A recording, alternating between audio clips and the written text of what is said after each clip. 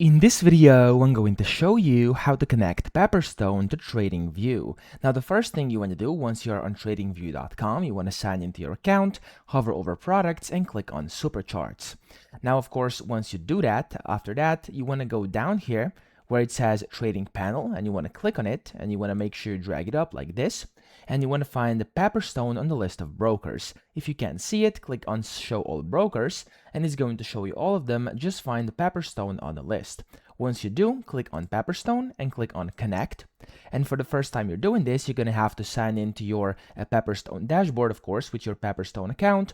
And then you're going to have to create a TradingView account inside Pepperstone. Okay, so inside Pepperstone here, if you can see, of course, it's not going to show right now because I created it internally, but of course, it's going to show you an option to create your account, and you'll know exactly what to do for the first time you're actually doing this.